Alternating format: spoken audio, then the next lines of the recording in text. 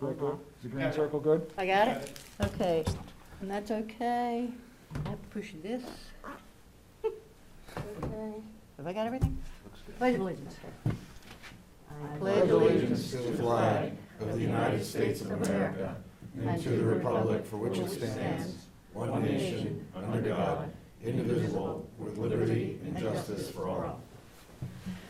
Right, so. I'm Joanne Bradbury, the Vice Chair of the Municipal Budget Committee, and since Mr. Van Hassel is unable to be here this evening, I will be taking his place.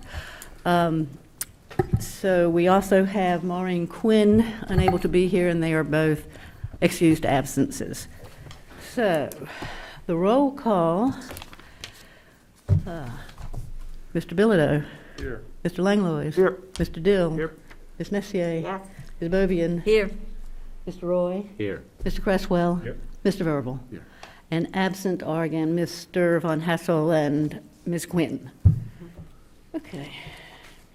So we have, I hope everybody had a chance to read the minutes of the previous meeting, the December 7th meeting. I will entertain a motion. Move to approve? Second. All right, any discussion? I have one thing to correct. Zach, you were here in person, but one person. You're listed twice. Well, I have a very large personality, and that may not be entirely inaccurate. Okay, so Scrivener's error. yes, it is a scrivener's error, which we will correct with our, any further discussion? Yes. For the scrivener who's not sitting here, recognize who made the motions. Yes. Mr. Lang Made the motion to approve. and Ms. Messier. Ms. Messier made the second. Okay, very well. All in favor of approving the minutes as corrected? It is unanimous. I'm sorry. No, I'm sorry. I'm abstaining. Any no votes? No. No. Any abstentions? 1, 2. Okay. 2 abstentions, Mr. Dill, Mr. Verbal. Okay. I'm still disappointed that I don't get to be there twice. It's a heartbreaking moment for me. I know it's a bitter moment, but one must rise above them. Okay. Okay. For old or unfinished business, I have some old, okay. thank you. Mr. Roy. As we discussed last week, I checked into the possible availability of state aid for building funds for the school. They told me that everything that's there has been allotted and is gone for now, but in the next round, there will be stuff available, and we will look towards the next budget to see that we can include an adequate amount should this pass and become reality. Thank you. Thank you. Okay, any other old business? Okay, so I know we have on the agenda the finalization and ratification by the MBC of the MBC recommended town budget. John passed out, updated Yes. with the final numbers. And I think everybody got a copy of the So- final numbers. I'd like to move that final number being 4664-27700. Second. Discussion? Oh, yes, Mr. Verbal. Thank you, Madam Chair. I guess the one thing I don't have a problem with us voting on the bottom line. I would respectfully request that the Budget Committee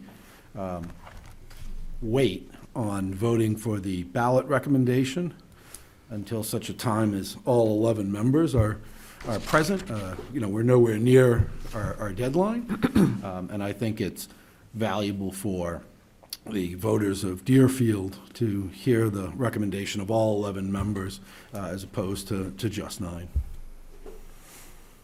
Yes, Mr. Langlois. I believe in years past, immediately following the public hearing, the NBC has reaffirmed its votes and then used those as corrected numbers for the ballot, and I would just recommend following suit with what we've done in years past. Okay, any Yes, Mr. Roy? I would just point out that, as I believe I've demonstrated in years past, we have deviated from the procedures and policies and statutes a little bit, so I wouldn't lean too heavily on what we've done in years past.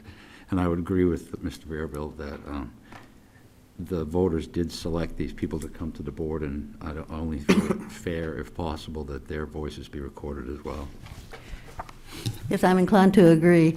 I personally would prefer if everyone was here when we vote on it. And I know Mr. Von Hassel deeply regrets not being here this evening, and he would like to be present when the vote is taken. So, any further discussion? Madam Chair? Yes, Mr. Verbal. Yeah, so I don't see any harm in moving the bottom line. I think that's a vote we could probably take tonight, just for the recommendation number as it goes on the ballot. Typically, we do those as two separate votes. I'm not sure why, but that's what we do. So if we wanted to move the bottom line and then just save the ballot recommendation for later, I think that would suffice. There'll probably be many on the majority side, and if one of the members wanted to weigh in on that, we could always have a motion to reconsider. Yes, Mr. Dill? I agree with Kevin. I'd like to just get this moved, done, over with town, and then we got to come back with we got Warrants. warrant articles, we got everything else, and yeah, generally we do those after the public hearing that we hold on them to have the ballot recommendations, but I don't see a problem with having all 11 vote. It'd be better if we have all 11 vote for the So the ballot recommendations. Yeah. But we could just close this out and be done with the town budget for a bit. And Madam Chair? Yes, Mr. Verbal. So procedurally, I wouldn't be comfortable on the ballot recommendation because to the best of my knowledge, we only have half of the question before us, right? So typically it's either the first or the last question. More recently, it's been the first question on the ballot, and it's the proposed budget at X, Y, and Z, and should that budget fail, the default budget of, ABC goes into effect. To the best of my knowledge, we have yet to receive the default budget, so it'd be kind of hard to say whether or not we recommend it without seeing what the default budget is. Okay. So I think we're all on the same page. We're just saying it differently. We're just having a discussion. When can we receive the default budget? The default budget, we have voted on. We can probably have that at the next budget meeting. The warrant articles, we have one that is holding us up. We're waiting on bids, then we have to select a vendor so we can write that warrant article. All the other ones are set. So that's the only holdup on our town warrant article side. But we do have a default budget. We should have that for you at the next meeting. Madam Chair? Yes, Mr. Verbal. So can we receive, a question for the select board member, can we receive copies of the ones that are already approved so we can start thinking about those before our next meeting? Because otherwise we receive it the next meeting and we carry it over another week. We can probably it would just be a draft list, of course, but we can give you a draft list. I'm sorry, I must have misunderstood. I thought you said the select board has voted on. We have, but it's still not a complete list until we get all of them done. But there's no, they're all standalone items, so there's no requirement that they come as a full, complete packet, because each is a standalone item. Other than the select board needs the opportunity to place them in the particular orders that they're gonna want them in, and that would be one item that the select board needs time to address. So if they have articles that they wanna weigh differently on the ballot, they may wanna slide them around up and down prior to presenting them to the NBC in that final form. Madam Chair? Yes, Mr. Verbal. Yeah, so duly noted, but we don't vote on the order of which warrant articles appear on the ballot. We only consider warrant articles that have a dollar amount, that have a spend associated with them. And we simply vote whether we recommend passage to the voters or whether we do not recommend passage to the voters. What we do here has no impact on where on the ballot they are. We can have each one on its own 8.5 by 11 sheet of paper and take them up in any order that we want. None of that impacts our business. I'll bring it up Monday and see what everybody's feeling on it is. I don't have a problem with giving you guys a draft list. Like I said, it's basically what's holding us up is the police station design warrant. We're cutting that one really close to the line. So that's That's the holdup on that one. So, Madam Chair, Yes, sir. Mr. Burwell. not to split hairs, but it's not a draft list. If you voted to approve articles for the warrant, they're voted to be approved. And if you've already done that, that's business in the past, and so they're subject to right to know. So I could send an email to the town administrator tonight saying, under right to know, I would like the verbiage of all warrant articles that have a spend, or in fact, even that don't have a spend, because it would be a right to know request. So once it's voted on, that material can flow over. It's just a matter of making copies.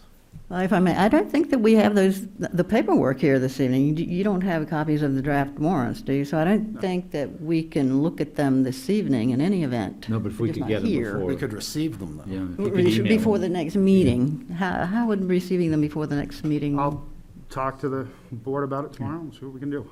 Like I said, I think we can probably do the same about the default budget, too. So, We do have a current motion on the table that Yes. we should try to dispose of. good point. Yes, we have a motion for the bottom line in the amount of, would you repeat that number, please? Sure, pull it back up. Kevin. You got lost on a tangent, and I put it away. $4,664,277. On the numbers? Well, you're going to have to do that slowly. $4,664,277.00. And we had a second for that from, Myself. okay. Okay, so the motion was made by Mr. Dill. And second was Mr. Langlois.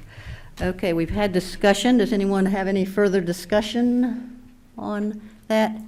Yes. Yeah, Madam Chair. So, as I've said all the way along, I cannot vote in favor of the bottom line budget. It represents a 15.27% increase over the previous year's operating budget. We are in a period of almost unprecedented inflation, and the economy certainly is still struggling, although showing signs of improvement. And I think that there would have been a better way to get that number down and also get our municipal employees the pay raises they so much deserve. And for that reason, I'll be voting no. Thank you. Yes, Mr. Roy. I concur with what Representative Bearville just said, and in addition, I can't support the bottom line budget because of several things. One of them, most importantly to me, is these practice of these $1 items for things that could potentially turn into enormous expenses, such as the $1 for the permanent firefighter. As we voted last week, we removed some money because the chief himself said, I don't want it, I didn't ask for it, nor did he ask for the permanent firefighter. So for those reasons, I think that clarity and transparency are important, and I cannot support it for those reasons.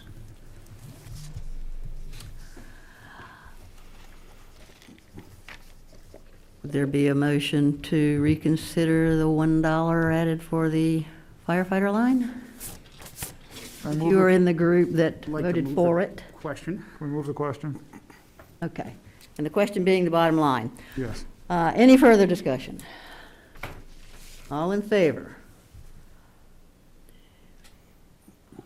6. All opposed? Okay.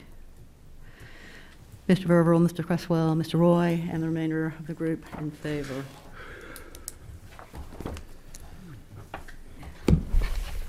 Okay, well, we're up to the school budget.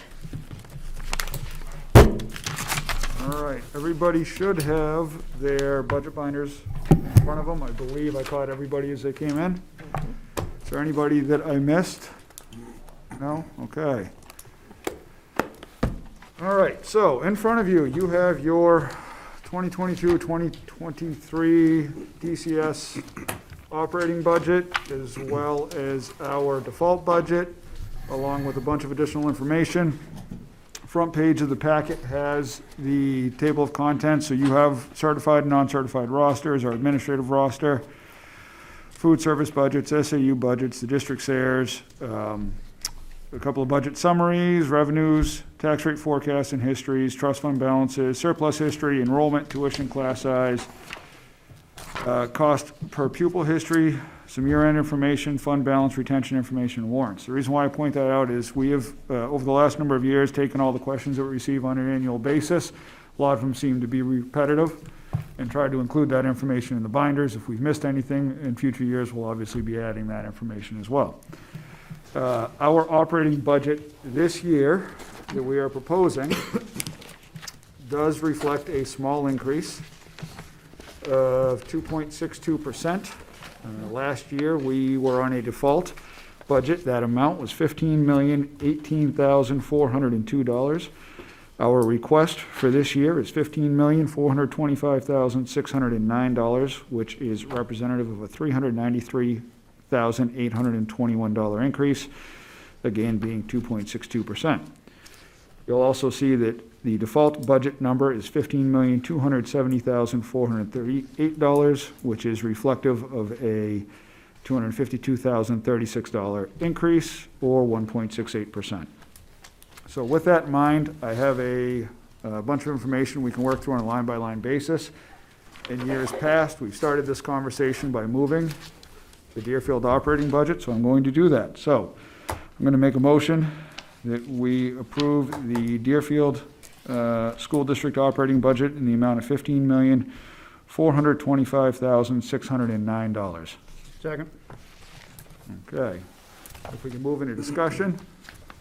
I'd like to get started. So, as we're going through the budget from a line-by-line basis, rather than listing out the account codes, I'm going to be using the line numbers in the far left column. If that works for everybody. We do color code a number of information inside the budget. So, items that are green are what we consider to be non-discretionary. That would be teacher salaries, special education lines, and a number of other items, benefits. Decreases are pink. Decreases, greater than 10,000 from the previous year are going to be pink. Increases are going to be blue if the amount is over 10K. And then any changes that the NBC may make will arrive or be seen in purple. Any questions? All right. If anybody has any questions, please stop me. Before I get rolling, I do want to just point out who we have here for the school. So I'm going to pick a direction. We have Amber Wheeler. She's a business administrator for SAU 53.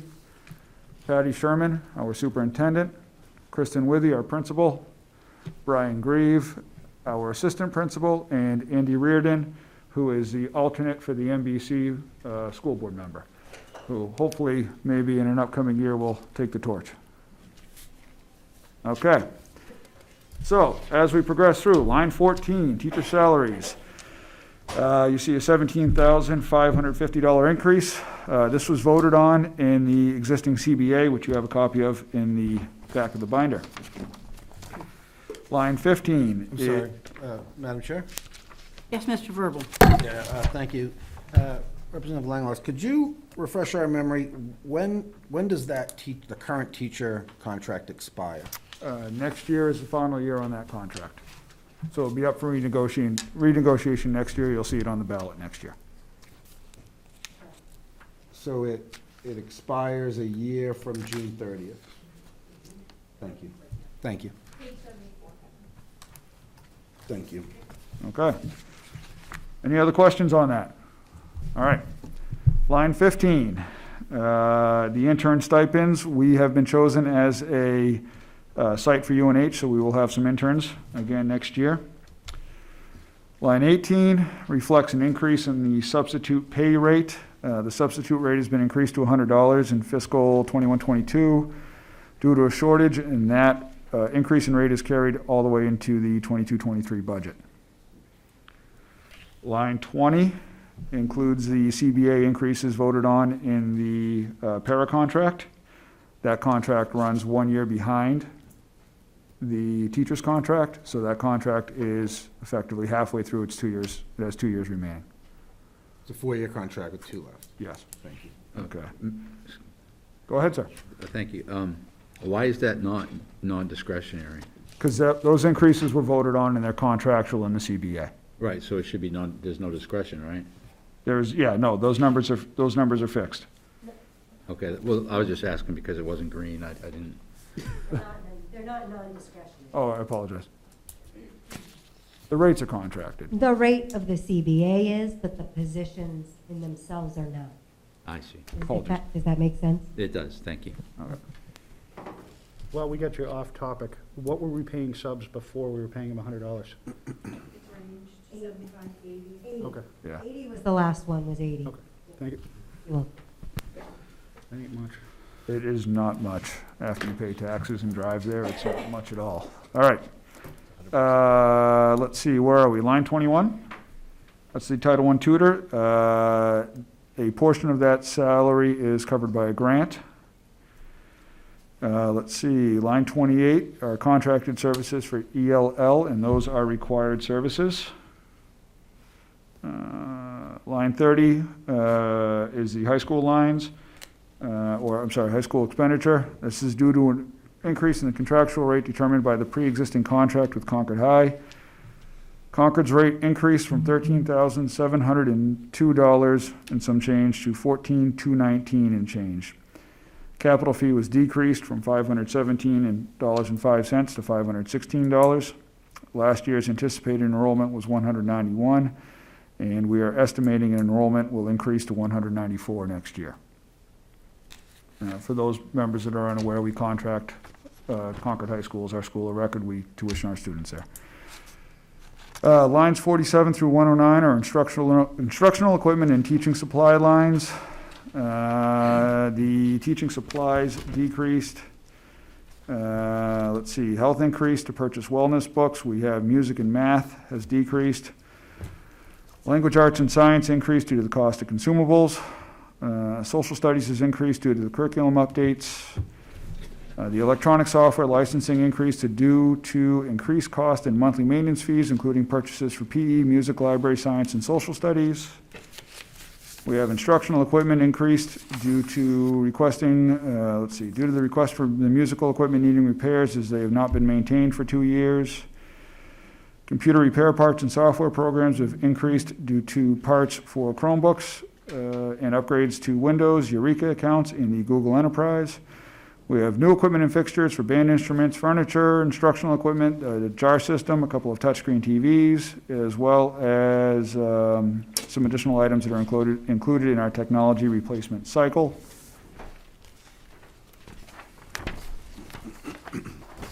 We roll into lines 115 through 156. Those are our special education lines.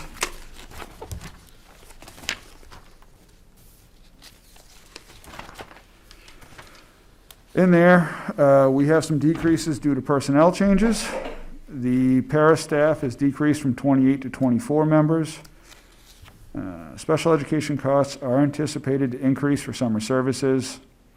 The contracted services are anticipated to increase. The summer program tuition is anticipated to increase. Special placements, which is the out-of-district placements and services at Concord High School, are anticipated to have a large increase due to student-specific needs. And there's a decrease in special ed equipment due to less student-specific needs. Questions in the special education area? I know in years past, there has been questions tied to those lines. Madam Chair? Yes, Mr. Verbal. Yeah, so I appreciate the walkthrough, and, I have familiarity with this budget. At this breakneck speed, and just having received it, I certainly don't have many questions formed. I do have a few questions. Okay. And I can either wait till you're done, or if you want to take them now. If you want to roll through, whatever you're more comfortable with. If you want to roll through everything we have, and then we can work our way through with questions, we can go at that pace. Or if we want to stop as we're moving along, I'm comfortable either way. So, Madam Chair, if I may, how about this? I'll ask you the question, and you can decide whether you want to answer it on the front end or the back end. How's Okay, that sound? go ahead. So, having just received this, and I've seen the budget, I just haven't seen the backup. The backup wasn't available online that I could find it. Could you walk us through the 40,000-foot view of what the priorities of the Deerfield School District are within this budget and how they're expressed? So things like salary, we understand, right? That's a contractual item, but is our head count going up? Is our head count staying the same? Is it going down? How do these lines reflect direct student services? Our direct student service spending, is that going up? Is that staying the same? Is it going down? The administrative costs, are the administrative costs tracking? Are they increasing? Are they decreasing? Could we just get the school board's perspective on what the spending priorities are that are expressed in this budget? Yes, but let's continue that after we finish. Fair the enough, walkthrough. thank you. Okay. I'm going to continue unless there's anything specifically related to the special education lines. If you could just keep the, mentioning the line numbers for me, because you're going pretty quick. Okay. And could you please speak a little more slowly I'm sorry, when and I get, into the microphone? when I get into a roll, I start cruising along. I apologize. All right, so the special education lines we have covered. So we're going to go to the co-curricular lines. That would be 160 through 173. So we're kind of chunking them here at this point. Let's see here. We have a decrease in the enrichment programs. Umpire fees have been anticipated to increase. Excuse me, we have a decrease in what? We had an enrichment program, and that program, with everything going on, COVID-related, it's been a very difficult program to administer. So we are, I don't want to say phasing it out, but it is kind of sitting idle for the time being. Umpire fees, I'm sorry, so that's reflected in the 13,770 decrease? yes. Thank you. All right. Umpire fees are anticipated to increase, and we need to get back on our uniform replacement cycle. Line 176 is a guidance salary increase. That is due to a CBA increase. 170, go ahead. What type of increase? Collective bargaining agreement. Collective bargaining for the guidance department. I'm just trying to keep up with acronyms too, Phil. They love them in education. Lines 177 and 179, those are decreases in anticipated diagnostics and assessment, which is the school psychologist. And again, those are driven by student-specific needs. Let's see, line 184.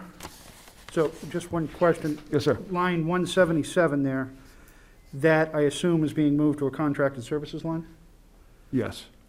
Because you haven't mentioned as contracted services, so we'll see that again later? Yes. Okay. Yep. You already went by it, it was in 1200, 323. Okay. Can I just request that if you expect one of your people that are here to help us understand this budget to, if you're going to have input, if you could move to the chairs and the microphone, I can get that recorded for the transcriber. It would be very helpful for her. Okay?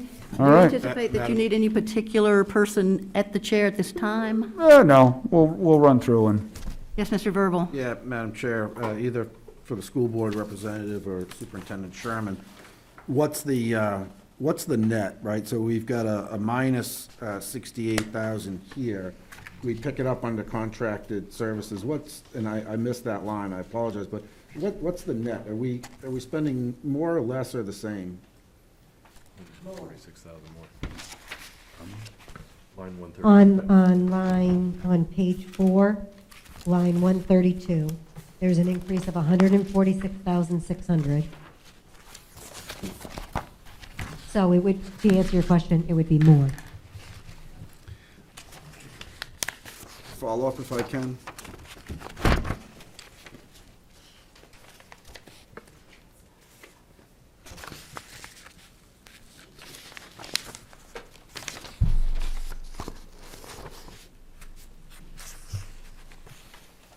you got a follow-up, Kevin? Yeah, just one second. I just wanna link these, so that I understand in my notes where we're going, so 132 and 177 are linked. So, under one, we're listed as diagnostics, and on the other, it's contracted services. Was it contracted services both times it's just being condensed to one line, and now we have an increase in demand? Is that more or less right? Is it Go okay if I ahead, answer? Patty. Yeah. Right now, typically the SAU contracts with a full-time school psychologist, and they are shared out among the districts. We were unable to hire anyone due to a shortage, so we had to contract with someone, with a vendor, to send us a school psychologist. So that's why it went to contracted services. If we're able to hire an employee next year, it will go back into the diagnostics line. And So it's not a wash, Kevin, in the increase in the contracted services. There are other things that cause that line to increase. Thank you, Superintendent. Follow-up, if I may? Sure. So if we hire a psychologist versus whether we contract one out, which one is more cost-effective for the school district / SAU? It's hard to say because it's based on benefits as well. So we pay a set rate when we contract. If we hire someone, that could fluctuate. If they take, an assurance policy, that can go up $20,000. So it really depends on who we hire. Yeah, understood. Yeah. Thank you, Superintendent. You're welcome. Thank you, Ms. Lyons.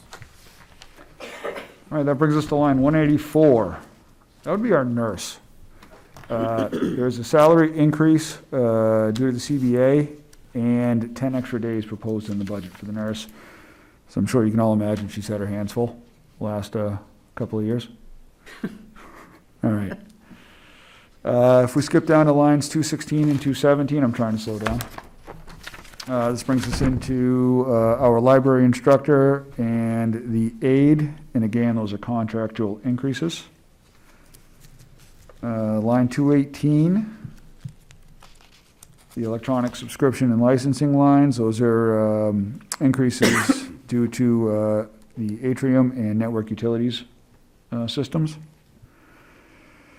Line 225, still in the library, this is going to be library materials increasing due to needing just additional materials in general.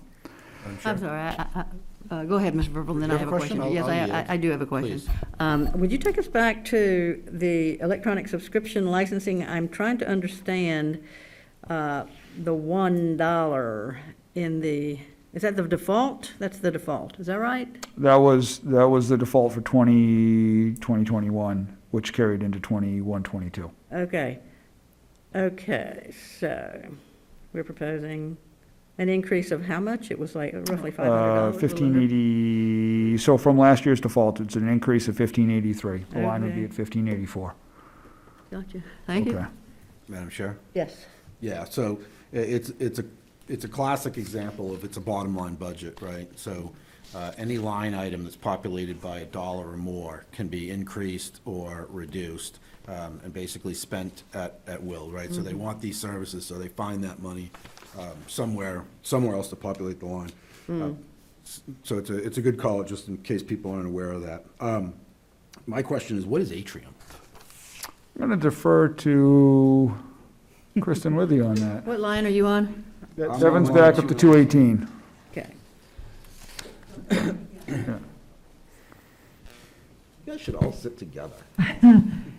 Atrium is library software, and as you can see, we had a dollar item the year before, and it was purchased. The librarian works with our technology team at the SAU and brought that on board for like checking books out, checking books in. It's the operating system for the Yeah. library, Yeah. basically, Great, thank you. for lack of a better term.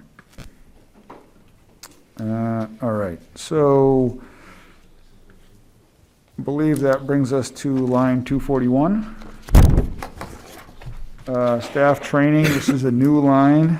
We're asking for $4,000 in that line, and this is a new request. School board lines are lines 248 to 2. Can we say what the training is? It's going to be based on the NELMS, but let Patty jump in. We recently had a study done in our middle school, and NELM stands for New England League of Middle School, and they have a national conference every year in Rhode Island, and that is to send a team to that conference, our middle school staff. What size would that team be, Superintendent, roughly? Essentially, the team would be based on the amount of money. So if it's $4,000, we would account for the price of the conference. And so several years ago, we brought 6 people. But again, it fluctuates with hotel costs and things of that nature. Thank you, Mr. Graves. All right. Let's see, where are we? School board lines, those are going to be lines 248 to 264. We have an increase in board expenses due to a new auditor contract and an increase in attorney fees due to some increased activity we're working on. Mr. Langley? Yes. That's a financial auditor? Yes. Thank you. Okay, line 269. I got a question. Why the $10,000 increase for the lawyers? We base, there's a number of factors. So we have high school contracts we're working on, as well as a new CBA coming up next year. So those are going to be 2 items that require quite a bit of legal time, as well as any other items that may come up. Expecting some? Never know. But we do know that with a contract for high school, as well as collective bargaining agreement, we are going to have some additional legal time there that we're going to need to cover. Does that legal fee, would that cover also anyone who's trying to get an out-of-district placement, who the board disagrees with, that type of legal, or is that a separate legal issue? That is all of our legal lines for the board. Okay, thank you. Additional questions on that? All right. Where are we? That brings us to SAU Management Services. That's line 269. Effectively, the fee we pay the SAU. We are seeing a $20,728 increase in that line. There has been a budget increase at the SAU, and Deerfield's share of the SAU costs is 21.4%. That is a decrease from last year. Last year, our share was 22.03%. May I ask? Go ahead. This is maybe a stupid question, but what do we get from the SAU for being a member of it? I'm not familiar with that whole process. So we're part of SAU 53 with a total of 5 towns in the SAU. So from the SAU, we get superintendent, Ms. Wheeler, Business Administration Services, special education. A large number of the special education services are driven through the SAU, as well as we get some efficiencies as far as not having to have our own standalone superintendent, our own standalone business administrator. It's just a pooling of resources, effectively. And it offsets this amount by it more? It's a good investment, in other words? It's a valid investment, yes. Madam Chair? Yes, Mr. Verbal. So with all due respect, I would say that's probably more terra incognito than a sure thing. I'm not sure when the last time the Deerfield School District conducted the exercise of seeing what the actual cost would be to manage its own affairs versus what it pays into SAU 53. To be clear, there is no legal requirement to have a superintendent or a financial, I'm sorry, what's your title again? Financial administrator. Business administrator, my apologies. What is required is that the school district provide those services, right? So you can contract those services out. If you leave an SAU, you don't actually have to recreate all those things. You just have to contract the services, which may or may not be more cost-effective than the SAU services. The SAU share is a funny thing, right? So it's, if going off memory, and correct me if I'm wrong, please. The share is based on the total town valuation, as well as, is it student population or total student population? Student population. Yeah, so if you have a town with a high valuation, they would pay more into the system than a town with a lower valuation, and then obviously the student body size plays into that. Historically, I know Deerfield, in my opinion, Deerfield has paid a disproportionately large amount of cost into the SAU. It's neither here nor there, it's simply an observation. May I ask you a question? May I ask why you think that? I'm just curious about the percentage myself, and I'm just curious about your rationale. Yeah, so I admit, I was shocked to see 21.4, because that actually puts us at basically the 1/5. Going off memory, our share of that historically, I think, has been up into the low 30s. The breakdown for that is on page 34. But does it have backwards history? Does it look backwards? It goes back, I'm not sure what you mean by It would that. have- It goes back one, you can see the prior years, is that what you're asking? Yeah, but, so if you looked back, say, 7 years ago, we were paying a much larger percentage than we are now. So it looks like we've come more into line. Going off memory, I don't have those old budgets, but I believe that's been coming down for Deerfield. Would you agree with that, Superintendent Sherman? Yeah, so maybe now we are getting a good deal. At one time, I thought we were kind of overpaying, but if we're at 20%, we're certainly coming back. I don't want to, I could do the math, certainly, but does anybody know what that year-on-year percent increase in the assessment is? Anybody calculate it? Does somebody have a calculator? That's fine, I can calculate it later at home. There's no sense delaying. All right. School board member wants to continue. I lost my spot.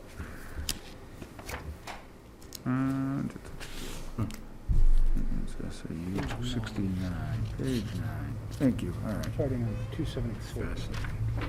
All right, SAU, where are we here? I think we're right about there. Administrative services, 274, administrative services would be the salaries for the principal, the assistant principal, and additional increase for some extra assignment stipends that we're adding. Excuse me, if I may. And that's also by contract?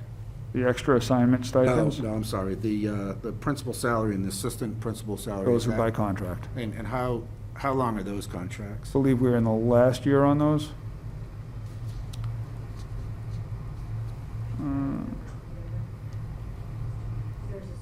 There's- Were those voted on? This is year 2. Year 2 of 2 years? Actually, just give me a second, Kevin. I believe. Well, if you want to just take it as a follow-up, that we can discuss it at our next meeting if you want. If I recall correctly, it was buried in the information was in the budget rosters, but I need to double check, so. But those contracts don't go to a district vote, do they? No, the board determines what it pays the administration. I am just having trouble hearing you. Sorry. Slowly, distinctly, if you would. Okay, so to answer your question, Thank you, Kevin, I've got it, thank you. the board sets the rate for the administration. Thank you. Okay. Where are we now? Operational maintenance, lines 313, 39. Skip secretary. We have increases due to changes in personnel. We have contractual increases in maintenance contracts, and there is an anticipated increase in utilities. We go down to lines 343. I'm sorry. Can we just back up? Go ahead. So, am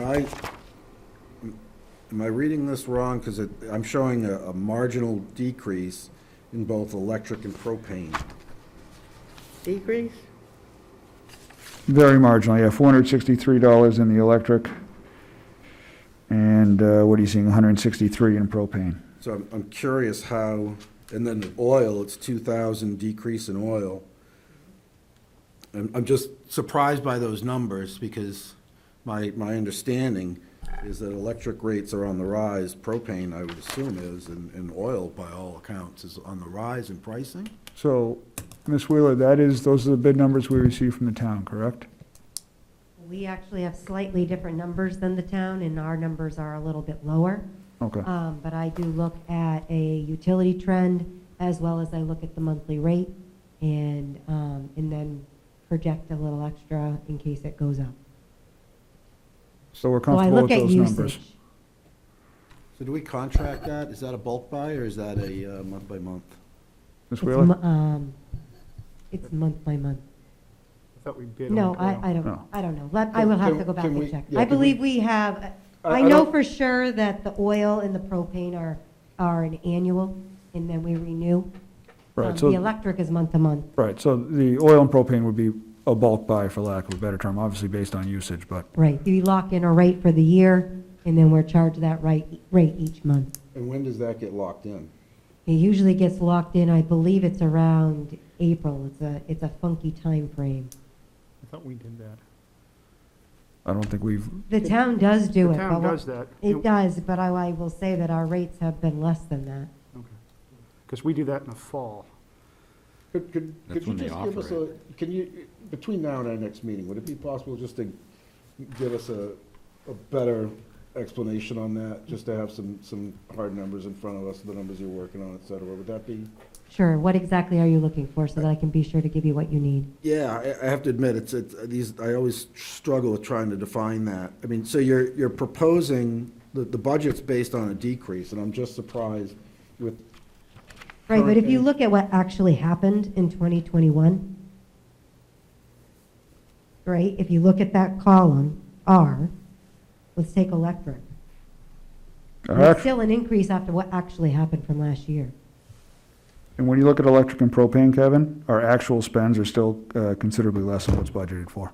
However, I do have to agree with Kevin, we had remote schooling a lot of last year, which is where we saved a bunch of surplus money. Right. So I'd hate to shoot ourselves in the foot. Well, we were But our still- buildings were still open. we were still heating the buildings, they were still open.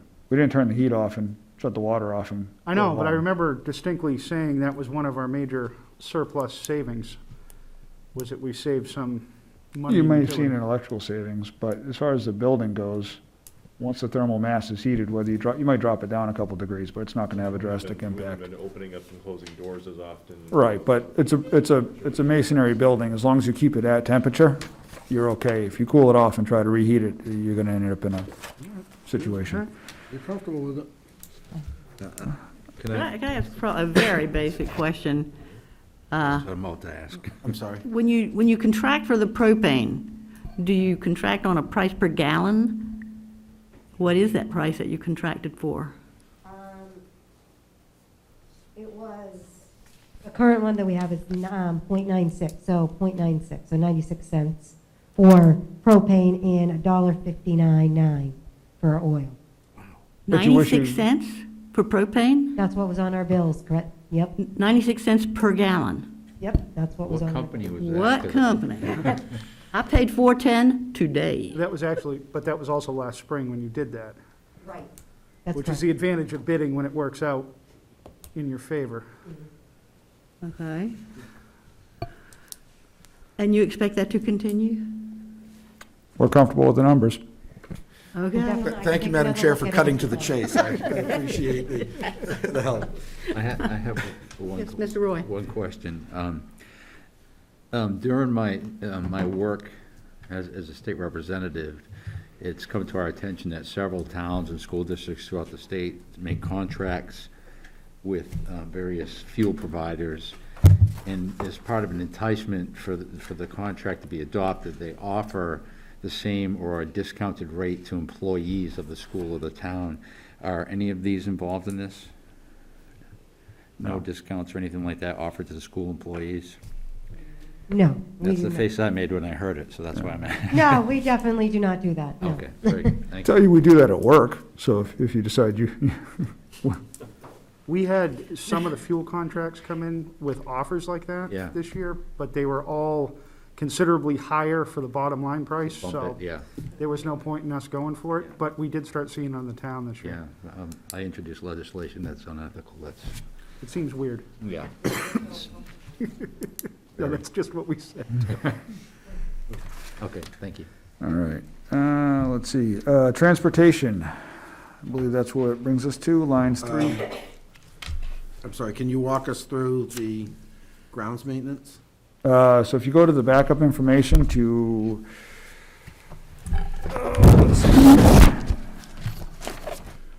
What line it should be Appendix B. This is appendix B.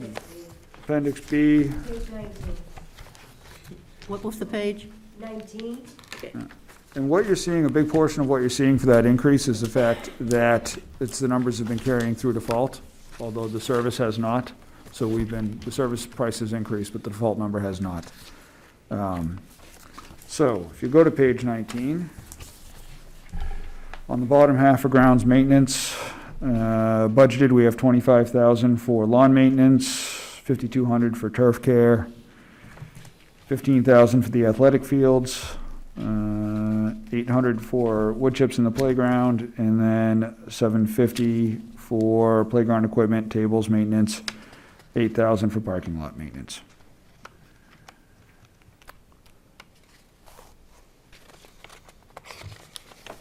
Questions?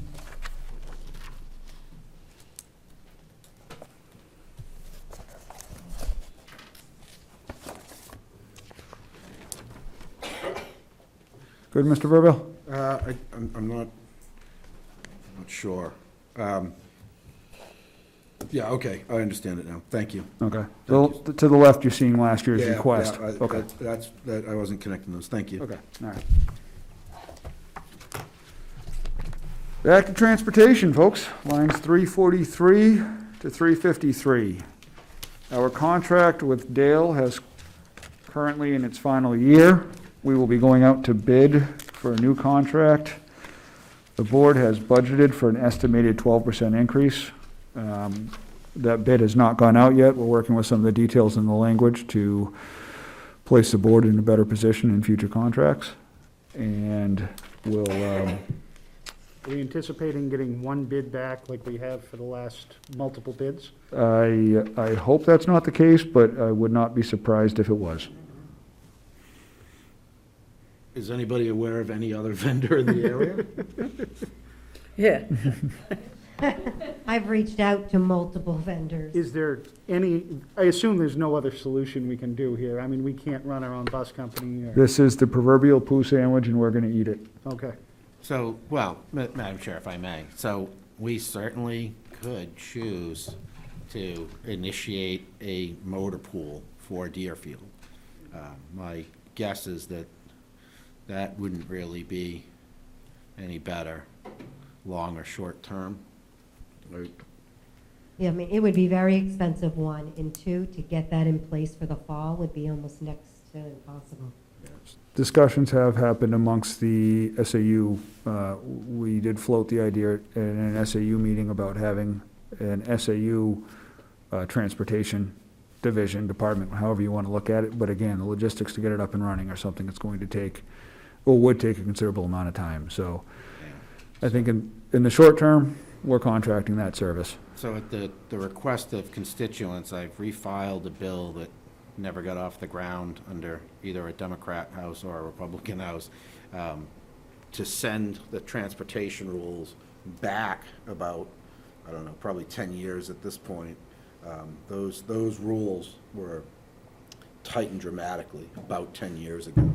That for student transportation, you have to have a bus driver, you have to have a bus. Has to be yellow, has to have a stop sign on the side of it. Yeah, Yeah. and so, well, but there were other workable solutions, and those were basically made illegal. I've refiled the bill. I don't want to spoil the surprise, but my guess is it'll meet the same fate. There's coming years it has, last several.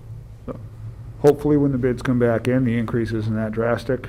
But obviously, we have to budget for something, so 12% seemed to be the number we narrowed into. Questions regarding transportation? Obviously, we're projecting an increase for both high school and the elementary transportation. And that's the same thing carrying down to special ed, correct? Yeah, it carries basically, that 12% increase is carried throughout the lines. We are not projecting an additional bus, which has been something in years past. We've projected for an 8th bus for the elementary runs. We can't get 8 drivers anyway, so we're going to project for the 7 that we have. If we have 7 drivers, we can most certainly operate comfortably for the elementary. How many do we have now? 5? We're running 6 today? 6 today. And then we're sending to Concord, we have 2? 2. So we're close, to where we want to be. Beginning of the year, there was obviously a drastic shortage in drivers, and it affected us considerably for 3 months-ish. I mean, this has been getting worse year after year after year, right? It's been a So- long time since there's been any good news out of student transportation. No. Well, I mean, there is the last day of school when we don't have to deal with it for, Fair enough. Mr. For Verba, would you July. speak into your microphone? Because the transcriber won't be able to. I'm sorry, I was being a little flippant anyway. I was just saying that it's been many years since we've had a silver lining in our transportation. except for July. It's always silver in July. That's right. And August, most August is. Well, No, let me ask you, may I ask a question? What would a motor pool look like? These numbers are horrifying. I don't see them necessarily being any better. So that $1 million in transportation, if we were to go and buy or lease buses, we would need to start with leasing or acquiring 9 to 10 buses, because we're going to need a reserve bus as well, and we need to find drivers, train drivers, get them certified, drug test them, background test them. We need a garage that we would have to contract with for maintenance services on the buses. Fuel. Okay, I get it, it's awful. Or provide, or if you don't contract it, provide it yourself. Build a garage, What- hire mechanics. I And mean, it's even worse because basically 2 national companies own all of the buses in the country now. So, So as much as I hate to say this is the proverbial poo sandwich, Got I it. mean, Dale isn't Dale, Dale is STA. STA. So one thing, the board is working to amend the contract language we have used previously to place the board in a more secure position in the event the bus company does not offer the services that were bargained for, the way they were bargained for. All right, understood. Okay. Yes. Yes, Mr. Creswell. So, Mr. Langwitz, the field trip line has increased quite a bit. Are we anticipating more trips? Science coming camp. I think a little bit of that is carrying from default, and a little bit of that would be trying to get field trips back rolling again. And Ms. Withy has an additional, For a few years now, we've been trying to get $10,000 budgeted into the field trip line for the 6th grade trip to nature's camp, the nature camp that they go to every year. It's quite a cost to families, and somebody had floated the idea a while ago, so we've not been able to get it in there, though, because we've fallen on the default. So we put it in, we lose it, we put it in, we lose it. The $10,000 would be put directly towards that 6th grade trip, offsetting the cost for families. So, and the 10,000 is, the 10,000 is specifically just to transport the children to the science camp? To pay for the almost the entire trip. So it would be the cost of staying overnight, it would be the whole cost of the field trip, including transportation. Okay. Yeah.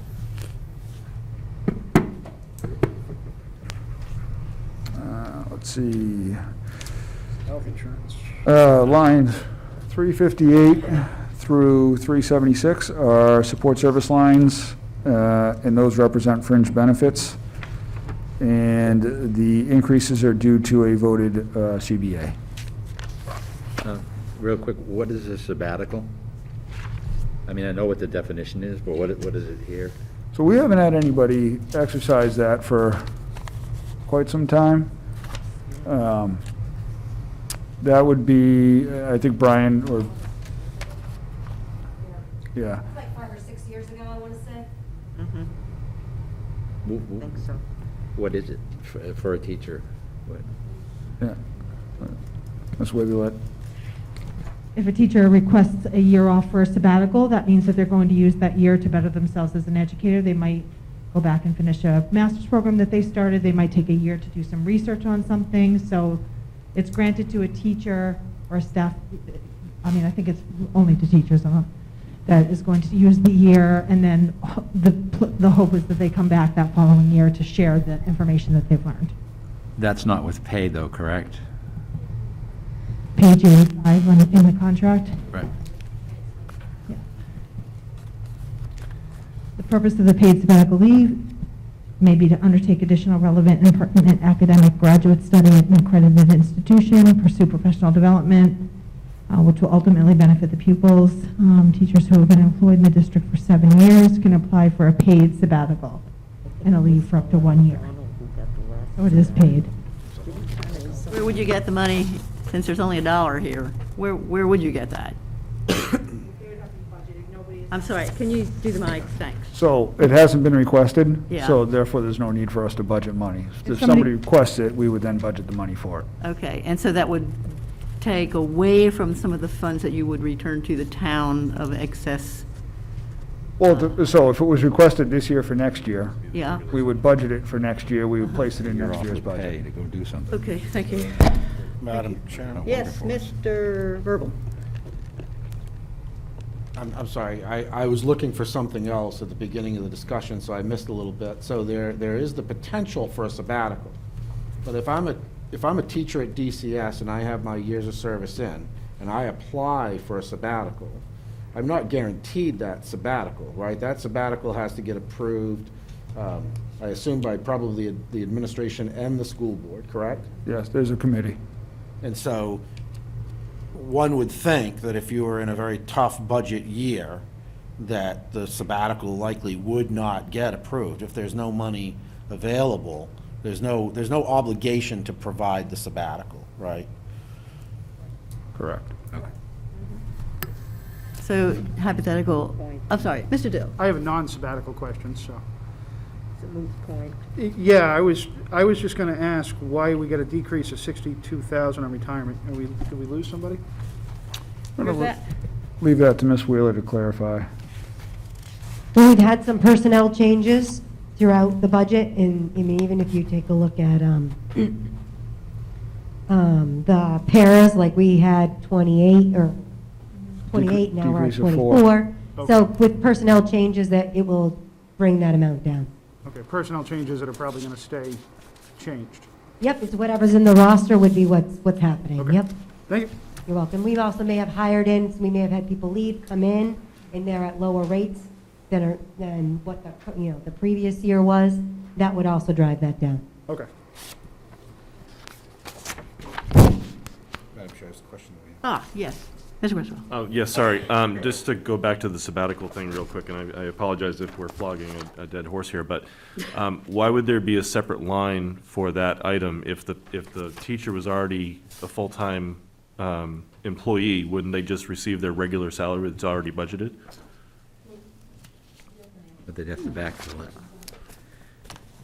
If they would be budgeted in this line, and then in the sabbatical line, and then there would be a reduction in the line that they are typically accounted for. Okay, so it'd just be moving the money over from one account to another and not increasing That is from, correct. okay. thank However, you. that staff position may need to be replaced for that 1 year, so you would potentially be then adding Right. money into your staff line again to carry that position for 1 year. Correct, because we would still need to cover the position. It just would not be most likely at the same rate. So a second grade teacher decides to take a sabbatical, it's approved, the money for that teacher's salary moves into that $1 sabbatical line. We hire a second grade teacher on a 1-year contract.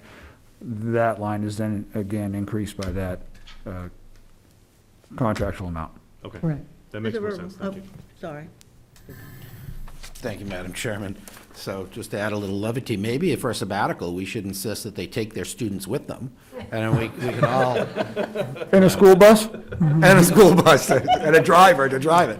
I'm sorry, my question actually is going to forward back to the retirement. I think I heard the business administrator indicate that paraprofessionals are included in the retirement system, is that correct?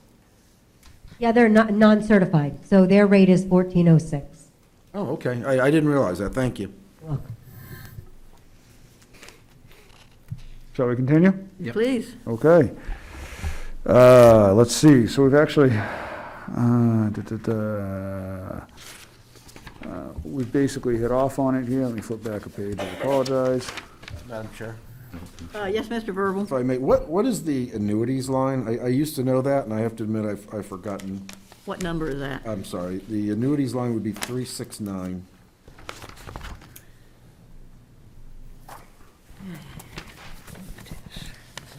Many years ago, Kevin, we had to make the decision on who would be included in the New Hampshire retirement system way before my time. So the paraprofessionals are opted in, teachers are opted in, other support staff are not. So in lieu of being part of the New Hampshire retirement system, they have an annuity in the amount that they would receive for New Hampshire retirement system. So we pay their annuity instead of into their retirement. So if I may, so loosely speaking, is it sort of like a 401K? So we're making a contribution into a retirement plan for the people Correct. that are not eligible Correct. for the retirement system. Thank you. All right, line 389 would be our transfers to food service. And this would be what is required to cover the food service program shortage. We are required to effectively zero that line out annually. From there, differences or wrap-up. So I discussed earlier, it's a $393,821 increase, 2.62%. What this means, the administration and school board's goal was to provide the community and the MBC a reasonable budget that they believe can provide a suitable education to the students in the Deerfield community. Within that increase, you will see the increases are effectively teacher CBA of $138,683. The para CBA reflects an increase of $34,497. Special education increases. I'm sorry, I don't mean to cut you off. Do we have what you're reading from? And if so, where is it? Well, these are my notes. They are, okay. Yeah. I didn't- But all the information is pulled right from the No, book. I know. Could you just start again? I didn't realize you were going off notes. If you could just, All right, because so, I think this is the question I was asking. okay, so, the school, let's see here, so within that $393,821 increase, $138,683 is for the teacher CBA, $34,497 is for the para CBA, special education increases of $140,339. High school tuition is increased by $120,523, and transportation increases of $163,35. Those increases total $594,377. So that means that within the operating budget, we have found $200,556 in efficiency. What the default budget will mean, so the difference between the proposed operating and the default is $155K, a little bit of change. What this means is passage of the operating budget means we will be able to pay our substitutes $100 a day. We will have extra supplies for the educational classroom. It'll allow us to purchase new furniture and replace furniture. Allow us to purchase of Chromebooks and licenses, purchase of additional library subscriptions, additional staff development, additional room to cover anticipated attorney fees, funding to increase the new transportation contract, allows us to defray the costs of field trips, and allows us fully covering the increases in the food service budget, and it does allow salary increases to the non-CBA staff. That, let's see here. Sorry? Well, I don't know what you have coming next, but I'll float the question, and if you want to take it later, that's fine. Go ahead. Thank you. So, yeah, so when I went through the numbers, I saw similar things. My notes aren't as detailed as yours, so I thank you for them. So we have 594 net increase. No, I'm sorry, 594. Gross. Gross increase. The net is 394, give or take, right? So there's a delta of 200,000. And we broke up the 600,000 basically in 5 large packets, right? Teacher, para, special ed, high school and transportation. Mm-hmm. The 200,000, are any of those big bucket items, or is it just lots and lots of small deltas that, I think it's primarily just efficiencies in a lot of lines. Obviously, savings in a couple of personnel lines has a huge impact on that, and then cleaning up a number of lines throughout the budget really kind of helps a little bit here and there, makes a huge difference. Thank you. So that's definitely one that I saw was in the personnel, right? So there's, 4 less staff members, I'm sorry? 4 less staff members. And what are those positions? Those are special ed pairs. All 4 are paras? Correct. okay, But the teaching staff is scheduled to remain constant? There's no reduction in the teaching staff. Is there an increase? There is not an increase. It's flat. Okay, so all the reduction in the salary is special ed paras? The only other increase that may occur is if we had a change in personnel, like we may have, if, let's say, a first grader teacher left and we hired a new one, there could be a price, cost difference between. Oh, the yeah, two. Contractual difference. Yeah, certainly. So that's the only big ticket item, the rest are just a bunch of small accruals. Mhm. Great, thank you. Yeah, Madam Chair. Yes, Mr. Roy? How long are we locked in with Concord? So the contract is 2 years remaining. We've started negotiations with a couple of high schools, and we're working on that process. It's a time-consuming process, but it is something that is currently ongoing. Are they competitive, or are you finding that they're kind of high? As far as rates go, Yeah. we're not deep enough into the contract negotiations yet to really give an honest answer on that, and I'd be a little reluctant to do so during contract negotiations in an effort not to telegraph anything. Sure. Okay. Madam Chairman? Yes, Mr. Burwell? Yeah, so certainly if we look back at Concord, the real driving force of the original Concord contract was to get our kids all into one school and get rid of lotteries and all that sort of stuff. Because at that point in time, there were very few vacant seats in public schools, and it was getting kind of competitive to fill those.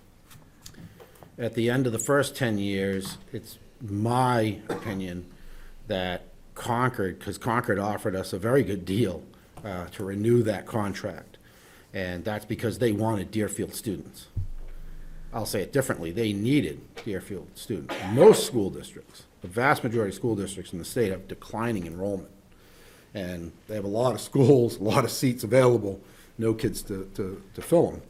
And so we were a very attractive object to Concord High School because we're providing them, just under 200 kids in that school. Certainly in the vast majority of communities, student populations continue to decline.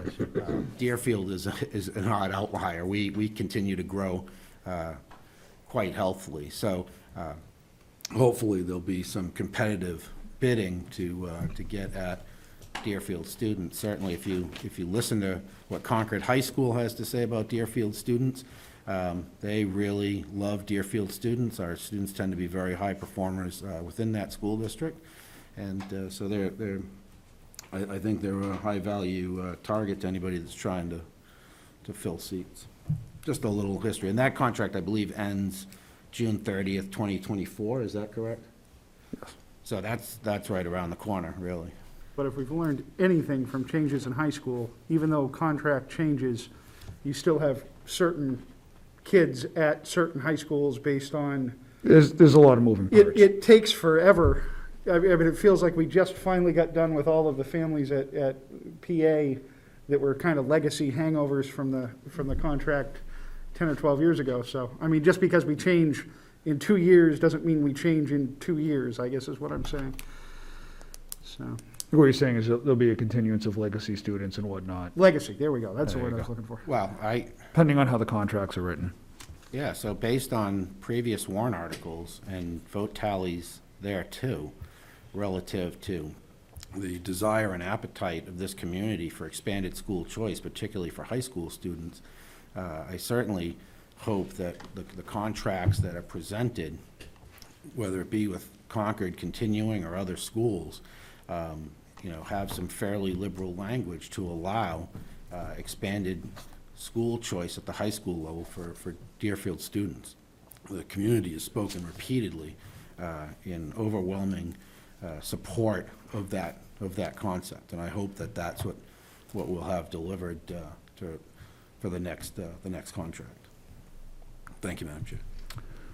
All right, so you also have your default budget. So the approach for the default budget is we utilize the current year voted 21-22 budget, which was also default. We reduce the line items by non-recurring expenditures so that we're only capturing expenditures that were previously voted upon or mandated by law and or previously established contracts voted by the governing body at the time. No additional full-time equivalents or non-contractual increases were added to the default. So, pretty clean and easy. So we do have tonight a number of staff members here if we have questions in varying degrees. Next meeting, we will not have the superintendent. She has to be at a budget meeting in another town. So certainly want to use her time wisely while she's here. So say please fire away if you have any questions. I think I have Cresswell. Yes, thank you. Mr. Langlois, you had mentioned in a previous meeting that we had a surplus that was given back of about 1.2 million for this fiscal year. What was the return the previous year? Do we have that information? We do. It is page 48. Yes. And so, let's see. From the 1920 budget, it was $292,250, but you actually have about 10 years worth of history there. Okay. Now, I understand that you guys are allowed to keep 2% of your excess every year. Is that correct?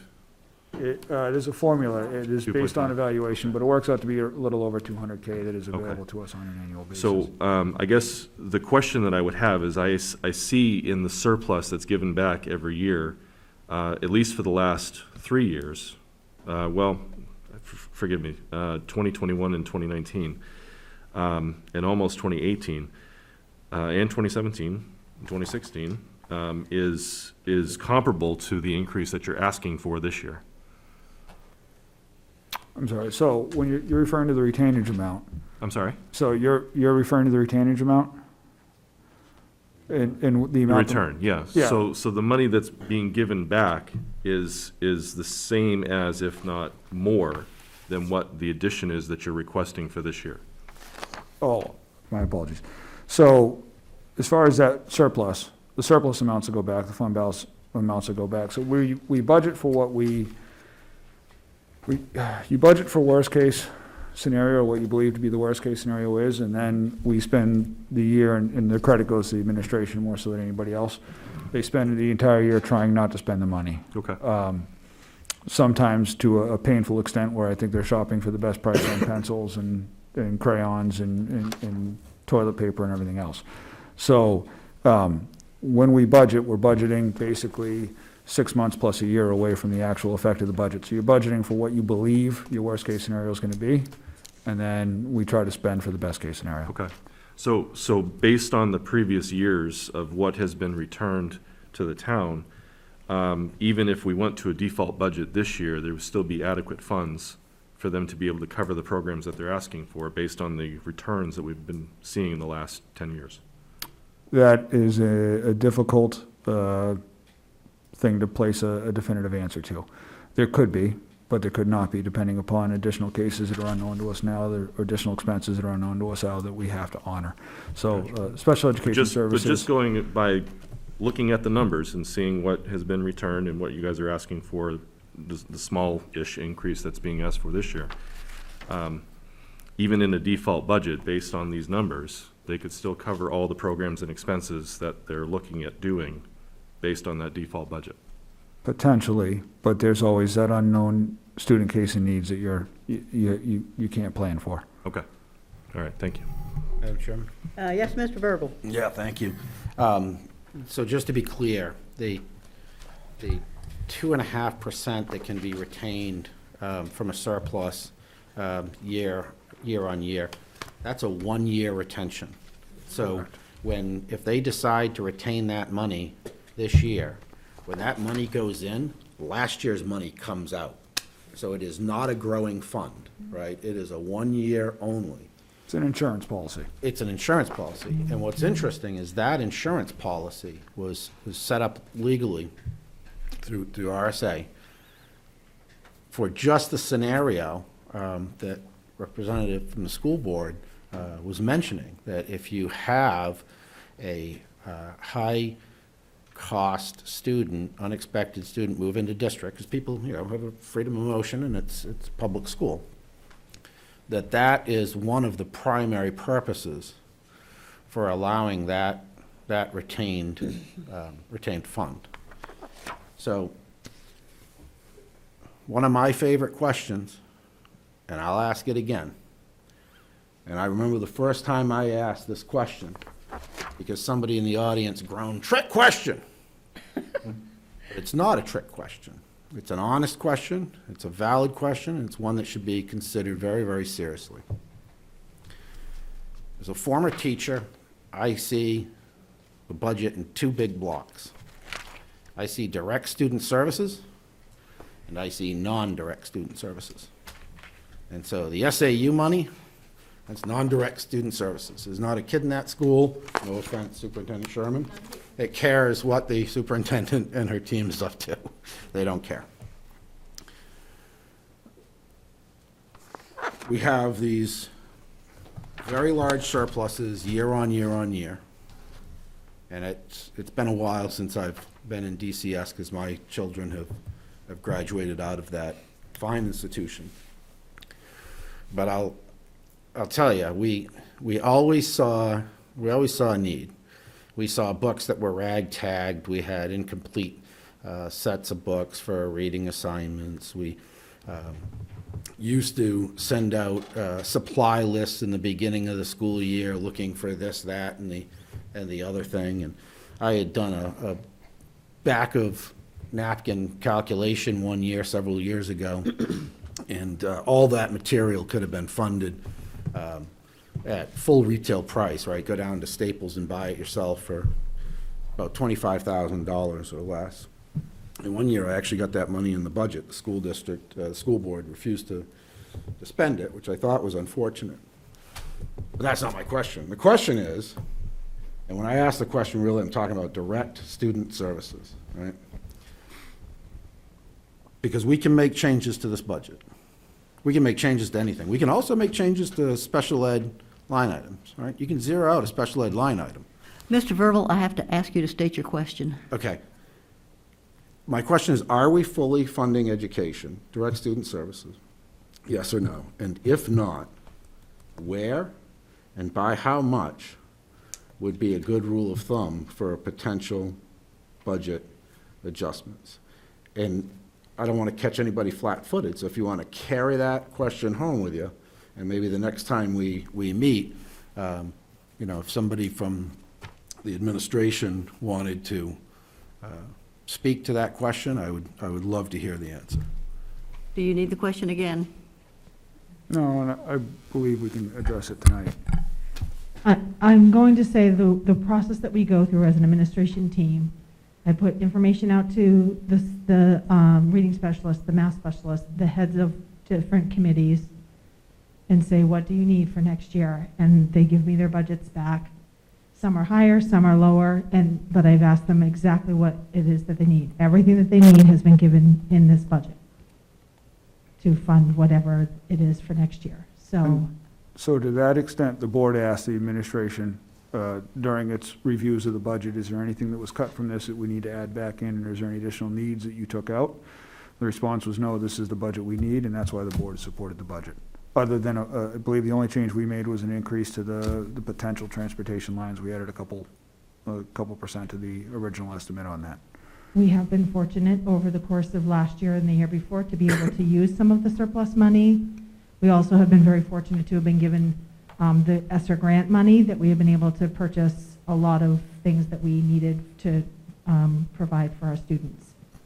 So that money ended up going back in the budget, so it's been a wonky couple of years, I know last year's amount of money that was returned has a lot of reasons why it was returned. I will say this, to also answer your question, the one thing we do need is additional educational space, and that's gonna show up on a warrant article. And that's kind of where we were at in terms of moving forward, because I know that that's also going to be a warrant article for an expansion. And I also know that the following year, we have some teacher contract on our plate. So that in terms of looking at the 40,000-foot view in the big picture, that's kind of where we're at. Okay, I didn't give that to the staff to think about. As an administration team, that's what we're thinking about. Follow-up, if I may. Okay, follow-up question. Yeah, thank you, and I appreciate the discussions, I always do, because I'm like a broken record, I always ask the same questions. So what I hear a lot about is that we're funding our needs, we're meeting our needs. So I guess my question, because I'm always looking for educational progress, right, advancement, excellence. What about our wants? Are there things that we want, either topic, subject specific, maybe in language arts, maybe at only 1 or 2 grade levels, maybe across the board, mathematics, art, music. I mean, music we see, right? We see some money in here in music. I mean, I guess the question, because we're returning, a solid couple $100,000 a year. And if you look at direct student services, if you look at what we're spending in the classroom, if you actually go through and look at those lines, those are some of the smallest lines in this budget. And some of those lines, a $1,400 music line, you can double for $1,400. $1,400 on a bottom line budget that's $15 million with surpluses like we see, and that's the sort of thing that I find it easy to support and to sell, because you have to sell the budget. If you don't sell the budget, in my opinion, if you don't sell the budget to our constituents, they don't vote for it. And to sell it, there has to be little nuggets of gold in there that you can point to. If this budget passes, these are the things that we get. And for me, the things I like to point to are direct student service items that will positively impact the educational experience and hopefully educational outcome of our students. Thank you, Mr. Verbal. Thank you. I believe Superintendent Sherman did you want to add anything? I just wanted to echo what Mrs. Withy said, and those conversations, I think, directly respond to your question, and that has been for many years, we need space. We need places for our students to collaborate. We need a lab, a STEM lab, science, technology, education, or math. Those are the things that they need. They don't, we can deal with a ratty book. You can still read the book, you're still providing the literature to them, but we don't have the space and the newer equipment and all of those things that we need to increase or to supplement the educational experience and improve what the students have at DCS. Thank you. One more follow-up, if I may. One more. Now, that is a sales pitch, right? So that's something that you can carry back. But the expansion, the question of the expansion is a standalone separate item. Direct student services, classroom things, in the classrooms we have, not the classrooms we want, but the classrooms we have, that's really what I'm discussing. I don't disagree. We are in dire need of more space in that school. I don't disagree with that for a second. But anyway, I don't think the answer is going to change, so I will certainly yield back, and I thank you. Mr. Cresswell. Mr. Chairman, if I may, and Principal Withy, you mentioned grants a moment ago. Are you planning on applying for any grants this calendar year, and what would those programs be for? We have our SR2 grant that we were given $180,000, and we were able to purchase lots of things that we need for this school year. And then we have an additional SR3 grant that's coming our way for $500 and something thousand, and that is something that we're working on. We've put a survey out to the community. We have the results of that we're going to be reviewing. And for the most part, that money will be directed towards learning loss, student learning loss, and materials and supplies and staffing to support the learning loss that's happened over the last couple of years. Is there any match involved with those grants, or is that just straight up, this is what you're going to get? Straight up, this is what you're going to get. Thank you.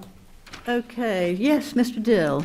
I missed the architect here the other day. I was That just was a wondering. great presentation. I bet it was. I would have rather been here, trust me.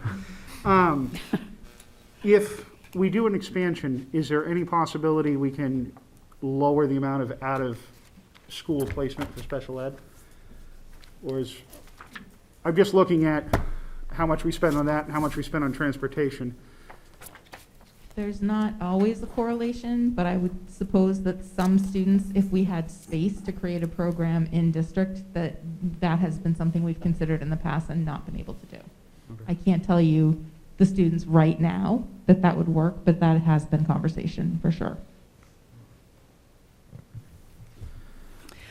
Any other questions? Yes, Mr. Verbal. Thank you, Madam Chair. Actually, on the same line of questioning that Mr. Dill went down, will we be getting, so I wasn't able to attend the last meeting either, my apologies, but I did watch it on YouTube. It was a very interesting meeting. It's too bad we didn't have the camera up on what was being projected. Working on it. You know, yeah, I understand.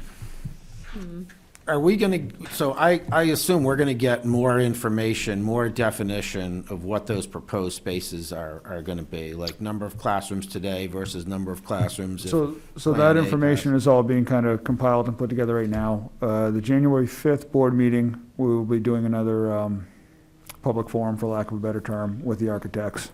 So that'd be an opportunity to come in and kind of see that presentation again. Ideally, we'll be starting the meeting with that. And then, starting in January, we're going to start, once a couple more details get finalized, we'll start pushing a lot more information out to the community. Like the price? When that work is complete, we'll push the price out to the community. That's currently being worked on right now by the construction management firm. And a follow-up? Absolutely. Is the plan still to have a bifurcated set of articles? So basically one that's academic space and another that would be more, I guess it was defined as community space. Is that still the? So that is currently the approach the board is currently looking at. Obviously, we'll be discussing it more once the numbers come back in, but the current plan would be to have would have our educational spaces one warrant. If that warrant passes, there would be an option for a community center to be built on as well. So that the community center would be predicated on the passage of the academic space? Yes, because the economics of the community center are predicated on the engineering costs kind of being absorbed by the primary addition. Great, thank you. Okay, yes, ma'am, please. Just one more thing to wrap this up, to speak to Mr. Vervil's comment about when we end up in a default budget, all those lines that we've tried to budget, like the science camp, and any new instructional equipment that we're looking to get, when we end up in a default budget, that money goes back down to a $1 amount, and we can't get those things that we wanted to get. So that's the most frustrating part of a default budget, as we're trying to fill the student need and what the teachers want, and then ends up going back down to $1 because it's a new item that we wanted to get. So I just wanted to point that out. We are able to, when we do use a surplus, we're able to put it into the dollar line, but we have tried for several years now to try to get some of those new things in, and hopefully this will be the year. Mr. Roy. Just two quick questions. The first being, how long has the school been operating on a default budget? Does it track the town budget, or did they? No, for a number of years, we were actually doing pretty well against the town's budget. So we're currently in our second continuous year of default. And then I believe we had a couple years prior to that, we had a default year as well. I have the history if you'd like. 2021 default, 2020, it's year ending, 2020 default, 19 was proposed, 18 was default, 17, 16, 15, 14, 13 were all proposed budgets, 12 was default, 11 was proposed, 2010 was default, and 2009 was default. The school district fares much better at getting a proposed budget then does the municipal side. And I have that history too, but it's probably not germane for right now, but if anybody's interested, I can give you that. All right, thank you. And my second question was, I'm interested in the sixth grade school trip, the $10,000. So if this budget were not to pass, would they not be able to go, or do you have a backup plan? Is there fundraisers? I mean, because I know it's a good trip. Yeah, and if they don't go, then it turns to fundraising, and it becomes, the families have to raise the money. And on top of that, we also have the big eighth grade trip that we take every year. We have not been able to go to New York for a couple of years, as you know, but so that $10,000 would end up just the sixth grade families would have to raise that money, which they do through the course of their years. Where'd that money go last year? We didn't do any for the trip. It's a community-wide fundraiser though, right? It's not put back just on them to find the money. I'm sorry. Is it a community-wide fundraiser that's done, or is it just the families are told they? So sixth grade does some, the PTO helps, sometimes the money, the sixth grade for years had a booth at the fairgrounds, they raise money, and Okay. so towards the end of the year, we might add up all that money and then figure out, divide it between the students, figure out who needs, what students need to pay. Sometimes students use their student accounts through the PTO. Yeah. So they do end up going, it just costs the families a little more money than if we had the money budgeted. And the reason for my question is, should it end up in default, I would hope that there would be something that people who no longer have kids in the district can see, so that I, for example, could contribute if I'm made aware, other people that aren't aware of it Sure. are able to contribute. Right, and we want every student to go. So if there's a student that can't go for financial reasons, we make sure that we get the money for them to be able to go. Okay, thank you. And same for the eighth grade trip. Mr. Verba? Yeah, thank you, Madam Chair. So, but just to be clear, right, so any line that's populated by $1 or more can be funded to a higher amount with money. And I assume we're tracking the budget through the year so that we have some sense of whether or not we're likely going to have a surplus or not. The only line items that, from a previous default budget that couldn't be funded is a proposed budget that had a new line in it that was previously zero. That you can't create a line in a default budget. But any line in a default budget, the default budget is still a bottom line budget, and the monies can be moved around at will to any line that has $1 or more. Thank you, Madam Chair. Okay, thank you. So I note that we have 2 more meetings before the public hearing on the 11th of January. And next week, on the 21st, our next meeting, we lose the representative from the SAU. And some of us will want to spend a good deal more time on these numbers, and we may actually have some questions. So is there a chance we have you back on perhaps the 4th of January? I'll be the only one missing next week. So Oh. Amber will be with you. Okay. School administrators. Okay, all right, thank you. We do, Saying that. But we like having you. Okay. Any other questions or discussions for the representatives we have here tonight? so there was a motion for the bottom line, it was Yes. seconded, so it would either need to And be. now we have had the discussion. We've had the discussion. Would you like to move the I question? would move to table that till we have a chance to review the numbers, ask the questions at a later meeting. I would recommend. Second, I'll second. Got a that. second. Now, any discussion on the tabling? Any discussion? Tabling motion's not debatable. Okay, then, all in favor? It is unanimous. Okay. No. No? What am I missing? Okay. I was here twice last week, Okay. and now you don't see me? Noes? Any noes? I Any noes on the vote to I am a table? no. Okay, Langlois, no. Mr. Langlois, no. It passes.